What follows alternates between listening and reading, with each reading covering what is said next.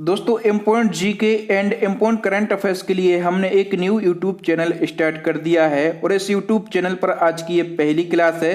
वर्तमान में कौन क्या है। दोस्तों वर्तमान में कौन क्या है इस टॉपिक से रिलेटेड हम मोस्ट इंपोर्टेंट क्वेश्चन यहाँ पर डिस्कस करेंगे और दोस्तों सभी क्वेश्चन को हम बिल्कुल डिटेल में विथ एक्स्ट्रा फैक्ट के साथ में डिस्कस करेंगे। फर्स्ट हमारा क्वेश्चन क्या है, भारत के वर्तमान राष्ट्रपति रामनाथ कोविंद किस क्रम के राष्ट्रपति हैं। दोस्तों हम सभी लोग जानते हैं कि हमारे प्रेजेंट टाइम पे राष्ट्रपति कौन है, तो श्री रामनाथ कोविंद जी हैं। लेकिन आपको ये बताना है कि ये कौन से नंबर के राष्ट्रपति हैं भारत के। दोस्तों ये जो हैं ये 14वें नंबर के राष्ट्रपति हैं अपने देश के।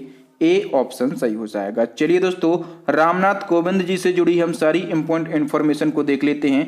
दोस्तों प्रेजेंट टाइम पे जो हमारे प्रेसिडेंट हैं वो है रामनाथ कोविंद जी। कौन से नंबर के हैं, 14वें नंबर के हैं। और 13वें नंबर के राष्ट्रपति कौन थे, प्रणब मुखर्जी थे। और दोस्तों जो 14वें नंबर के राष्ट्रपति हैं रामनाथ कोविंद जी, ये जुलाई 2017 से अभी तक पद पर हैं। और दोस्तों हमारे देश के पहले राष्ट्रपति कौन बनाए गए थे, तो राजेंद्र प्रसाद बनाए गए थे। राष्ट्रपति बनने के लिए न्यूनतम आयु कितनी होती है, तो दोस्तों ये होती है 35 वर्ष। राष्ट्रपति का वेतन कितना होता है, 5 लाख रुपया राष्ट्रपति का वेतन होता है। और राष्ट्रपति के पद का प्रावधान जो है ये अनुच्छेद 52 में किया गया है।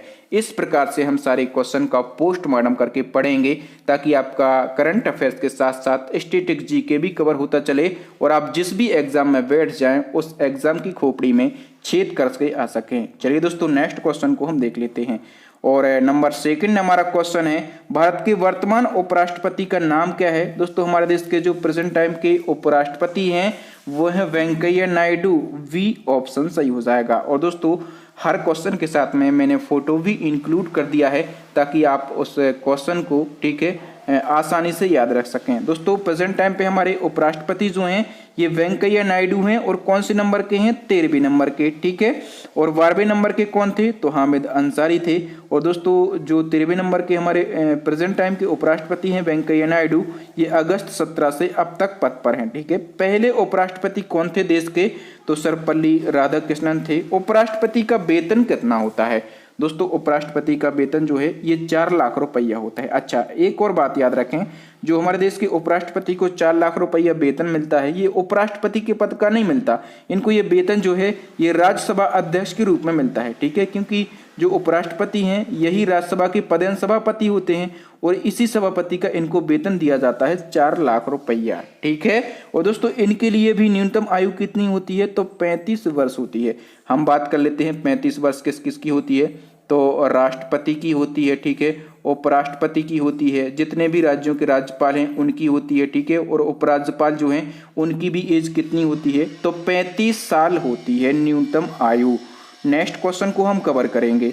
और नेक्स्ट हमारा क्वेश्चन है, भारत के वर्तमान प्रधानमंत्री कौन से नंबर के प्रधानमंत्री हैं। मोदी जी, सभी लोग जानते हैं कि नरेंद्र दास दामोदर मोदी जो हैं ये हमारे देश के प्रेजेंट टाइम पे प्रधानमंत्री हैं। लेकिन आपको ये बताना है, फटाफट से कमेंट करें कि कौन से नंबर के प्रधानमंत्री हैं नरेंद्र मोदी जी। तो दोस्तों ये 15वें नंबर के प्रधानमंत्री हैं। तो इस क्वेश्चन का सी ऑप्शन सही हो जाएगा। अब हम सारे इंपॉर्टेंट फैक्टों को डिस्कस कर लेते हैं। मोदी जी हमारे देश के 15वें नंबर के प्रधानमंत्री हैं, ठीक है। 14वें नंबर के कौन थे, तो मनमोहन सिंह थे। और पहले प्रधानमंत्री कौन थे देश के, तो जवाहरलाल नेहरू थे। और प्रधानमंत्री बनने के लिए न्यूनतम आयु की कितनी होती है, तो ये होती है 25 वर्ष। एक फैक्ट आपको यहाँ से याद रख लेना है कि आज़ादी के बाद पैदा होने वाले प्रथम प्रधानमंत्री यदि पूछा जाए तो आज़ादी के बाद पैदा होने वाले प्रथम प्रधानमंत्री थे नरेंद्र मोदी। हम आज़ाद कब हुए थे, 1947 में आज़ाद हुए थे। और मोदी जी पैदा कब हुए थे, तो 17 सितंबर 1950 को गुजरात के बड़नगर में मोदी जी का जन्म हुआ था, ठीक है। तो आज़ादी के बाद पैदा होने वाले प्रथम प्रधानमंत्री कौन है, नरेंद्र मोदी जी हैं, ठीक है। ये स्टैटिक जीके का क्वेश्चन बन गया है, ये हमेशा आपके एग्जाम में पूछा जाएगा।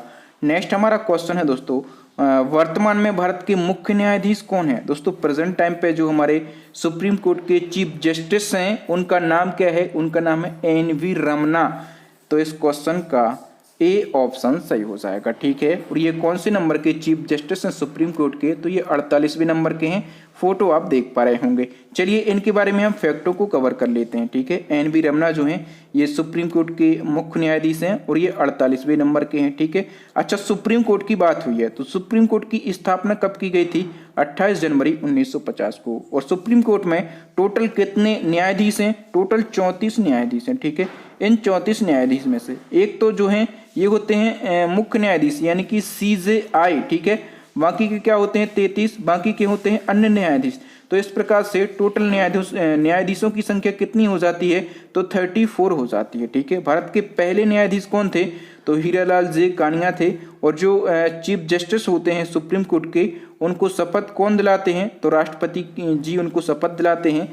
और ये चीफ जस्टिस जो हैं अपना त्यागपत्र किसको दे सकते हैं? तो ये राष्ट्रपति को ही अपना त्यागपत्र दे सकते हैं, बिना किसी बकवास के, बिना किसी देरी के, कंटिन्यू और फैक्टों पर फैक्ट, और वो भी इम्पोर्टेंट फैक्ट आपको देखने के लिए मिलेंगे जो हमने न्यूज चैनल स्टार्ट किया है, important GK and current affairs, ठीक है। इस पे आपको नॉन स्टॉप तरीके से पढ़ाई करवाई जाएगी और बिल्कुल फ्री में आपको पढ़ाई करवाई जाएगी। तो फटाफट से इस वीडियो को और इस चैनल के बारे में आपके भाई बहन, आपके दोस्तों के लिए जल्दी से बता दें और इस वीडियो को शेयर कर दें।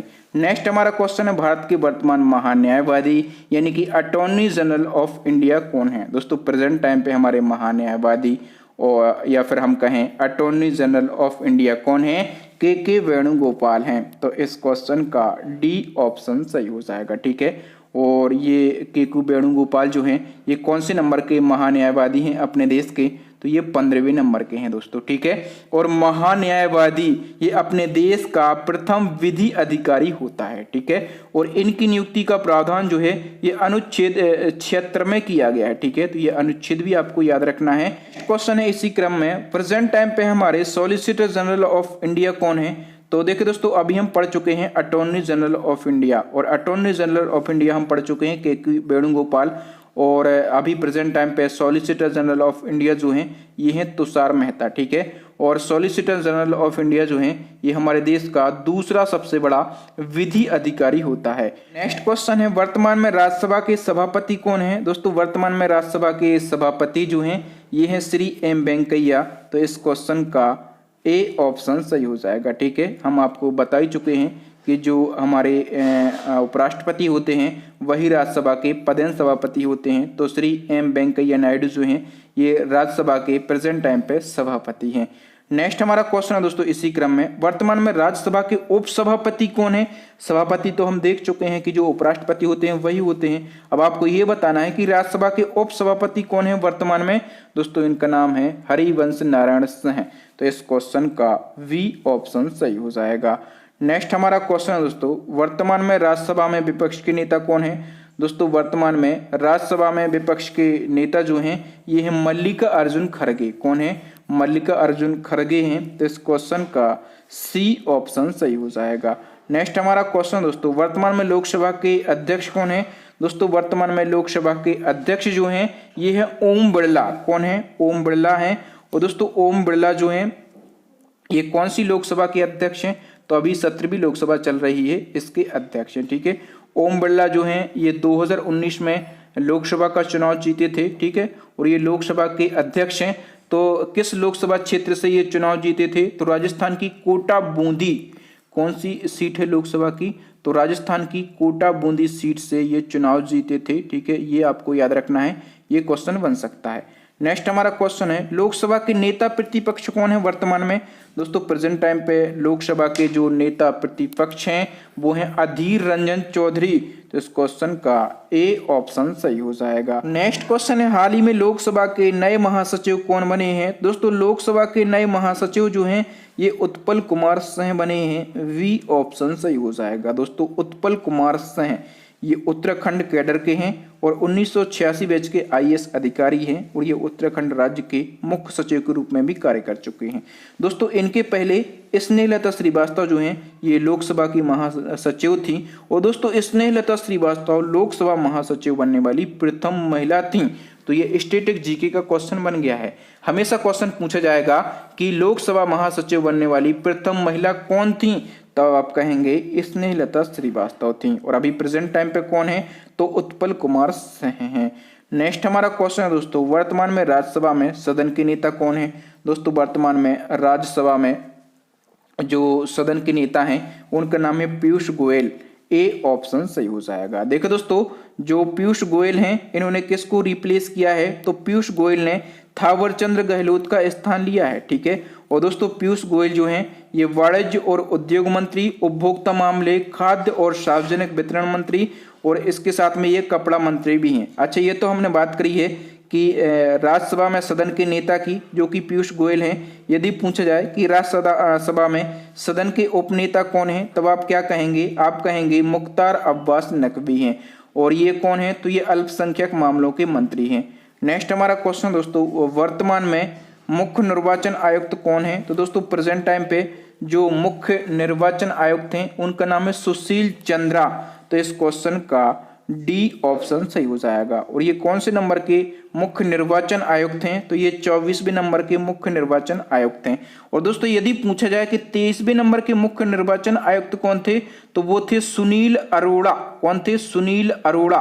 और ये बना रहे थे चुनाव में रोड़ा, इसलिए इनको हटा के एक सुशील व्यक्ति को मुख्य निर्वाचन आयुक्त बना दिया। ठीक है, कि अब चुनाव में रोड़ा नहीं बनेगा, हम अब चुनाव को अपने हिसाब से करवाएंगे। अच्छा, ये तो मैंने आपको याद करवाने के लिए बोल दिया, वरना कहें कि सर आप तो बीजेपी पार्टी के हैं, कोई कहने लगेगा सर आप कांग्रेस पार्टी के हैं। हम किसी पार्टी के नहीं हैं। 23वें नंबर के जो मुख्य निर्वाचन आयुक्त हैं वो सुनील अरोड़ा थे। ठीक है, इसलिए इनको हटा दिया, अब सुशील व्यक्ति को बना दिया। ये केवल एक लॉजिक है ताकि आप इस फैक्ट को लंबे समय तक याद रख सकें। नेक्स्ट क्वेश्चन है, राज्यसभा के नए महासचिव कौन बने हैं, तो दोस्तों राज्यसभा के जो नए महासचिव हैं ये प्रमोद चंद्र मोदी बन गए हैं।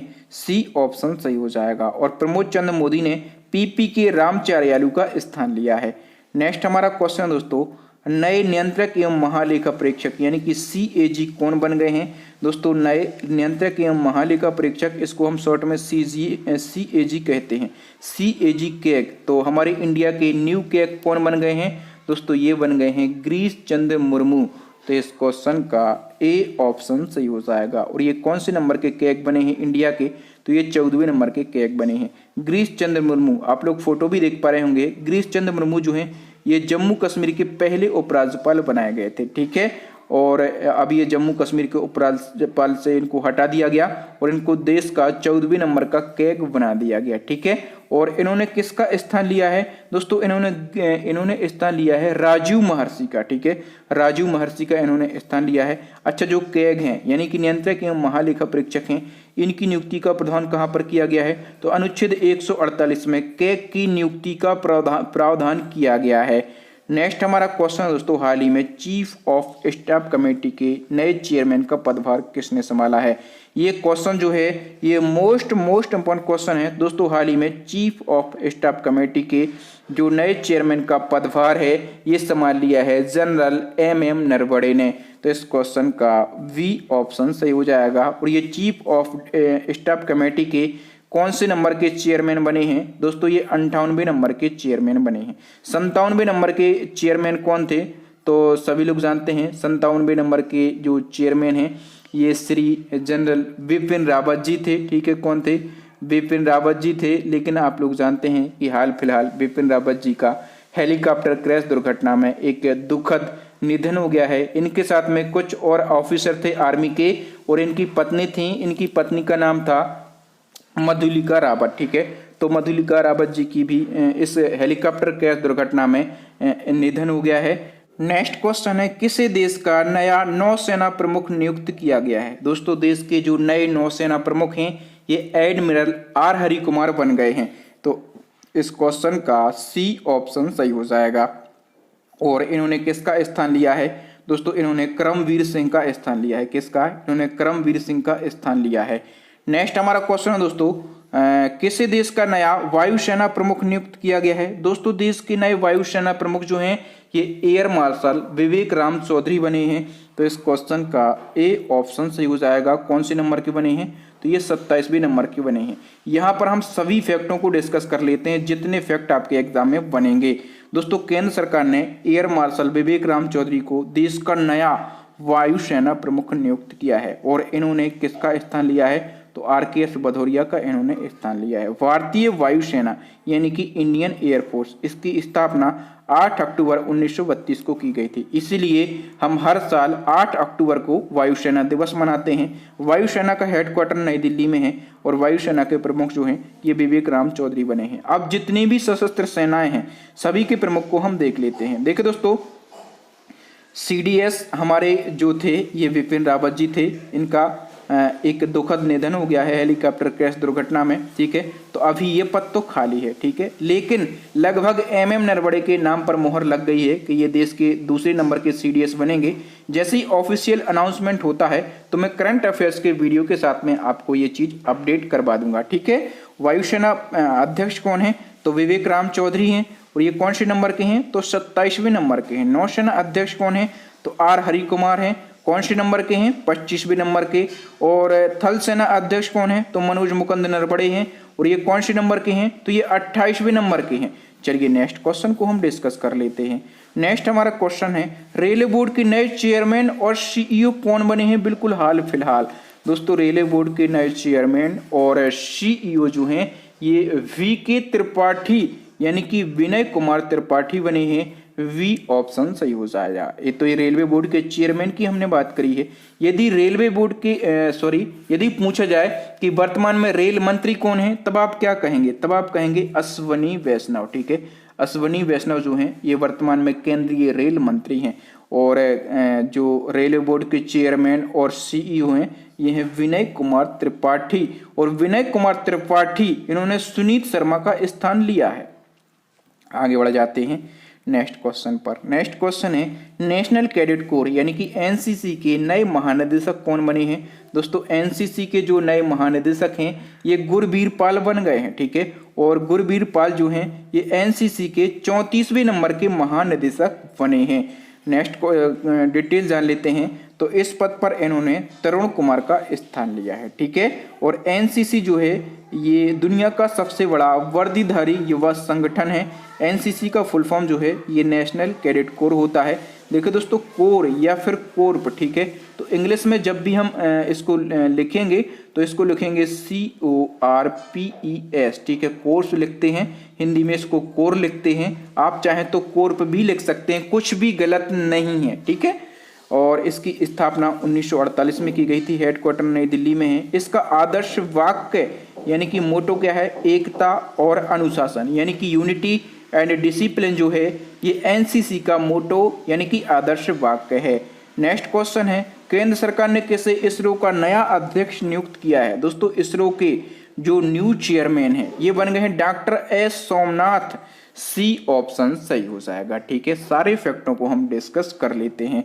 दोस्तों जनवरी 2022 को केंद्र सरकार ने प्रसिद्ध रॉकेट वैज्ञानिक डॉक्टर S सोमनाथ को इसरो का नया अध्यक्ष नियुक्त किया है। इस पद पर इनका कार्यकाल कब तक के लिए होगा? तो सर ये 2025 तक इसरो के चेयरमैन बने रहेंगे, ठीक है। इसके साथ ये अंतरिक्ष विभाग के सचिव और अंतरिक्ष आयोग के अध्यक्ष भी नियुक्त हुए हैं।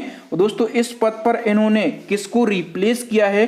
तो डॉक्टर के सिवान, जाना माना और फेमस नाम डॉक्टर के सिवान, ठीक है। के सिवान का इन्होंने स्थान लिया है। इसरो की हम बात कर लेते हैं। इसरो क्या है? तो भारत की एक अंतरिक्ष एजेंसी है, ठीक है।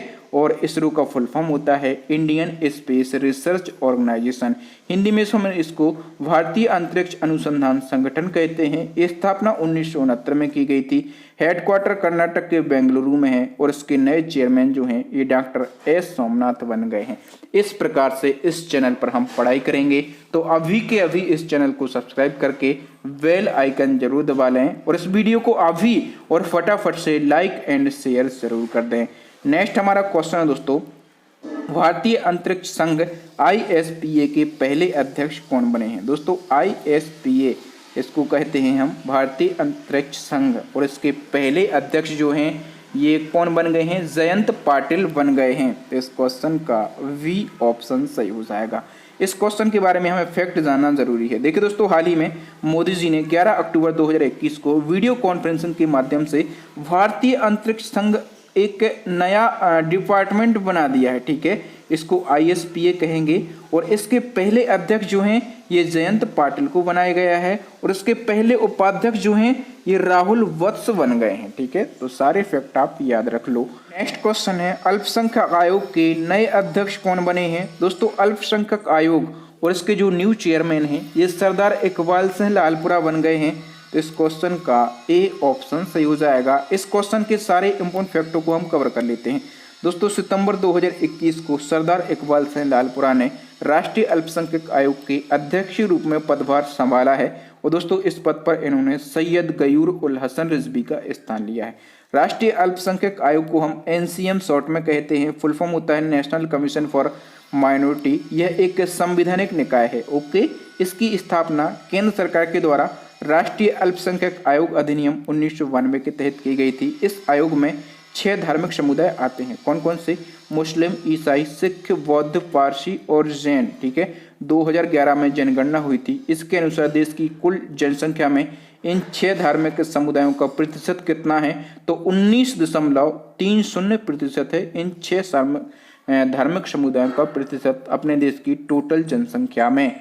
नेक्स्ट हमारा क्वेश्चन है अनुसूचित जनजाति राष्ट्रीय आयोग के नए अध्यक्ष कौन बने हैं। दोस्तों अनुसूचित जनजाति राष्ट्रीय आयोग के जो नए अध्यक्ष हैं वो हर्ष चौहान बन गए हैं, ठीक है। और हर्ष चौहान ने रिप्लेस किया है नंद कुमार साई को। नेक्स्ट हमारा क्वेश्चन है दोस्तों राष्ट्रीय अनुसूचित जाति आयोग के नए अध्यक्ष कौन बने हैं। दोस्तों राष्ट्रीय अनुसूचित जाति आयोग और इसके जो नए अध्यक्ष हैं ये बने हैं विजय सांपला। कौन बने? विजय सांपला। ए ऑप्शन सही हो जाएगा। इसको शॉर्ट में NCSC कहा जाता है, ठीक है। इसका फुल फॉर्म क्या होता है? तो national commission for schedule caste इसका फुल फॉर्म होता है। यह एक संवैधानिक निकाय है जो भारत में SC के हितों की रक्षा का कार्य करता है और भारतीय संविधान का एक अनुच्छेद है अनुच्छेद 338, वो इस आयोग से संबंधित है, ठीक है। इस आयोग की स्थापना 2004 में की गई थी। इसका हेडक्वार्टर जो है ये न्यू दिल्ली के अंदर स्थित है। नेक्स्ट क्वेश्चन की हम बात कर लेते हैं दोस्तों। इसी क्रम में राष्ट्रीय पिछड़ा वर्ग आयोग के जो अध्यक्ष हैं वो कौन है? भगवान लाल साहनी हैं।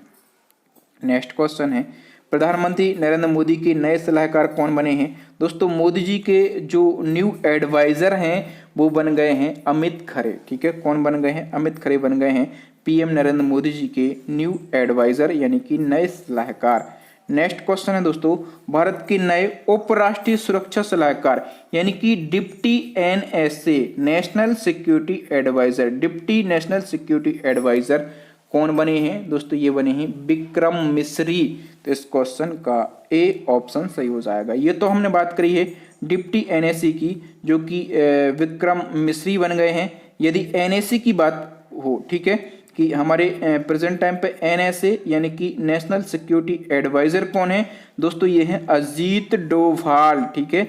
अजीत डोभाल हैं, काफ़ी फेमस पर्सनालिटी हैं इंडिया की।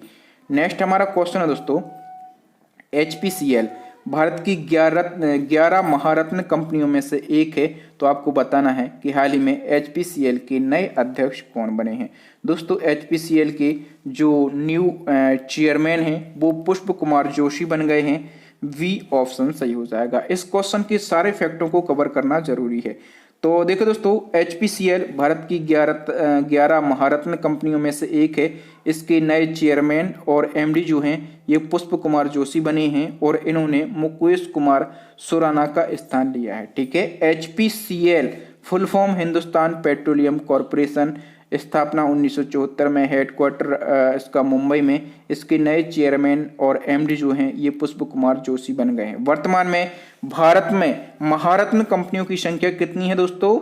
तो 11 है, ठीक है। और 11वीं महारत्न कंपनी हाल फिलहाल बनी है, नाम है PFC, ठीक है। फुल फॉर्म क्या है? तो पावर फाइनेंस कॉर्पोरेशन लिमिटेड इसका फुल फॉर्म है। और ये 11वीं महारत्न कंपनी कब बनी दोस्तों? तो अक्टूबर 2021 को बनी, ठीक है। और इसके नए चेयरमैन बनाए गए हैं रविंद्र सिंह ढिल्लों, ठीक है। तो याद रखना ये फैक्ट जो हैं ये मोस्ट इंपॉर्टेंट फैक्ट हैं। ये फैक्ट जो हैं ये क्वेश्चन के रूप में आपके एग्जाम में सीधे के सीधे छपे मिलेंगे।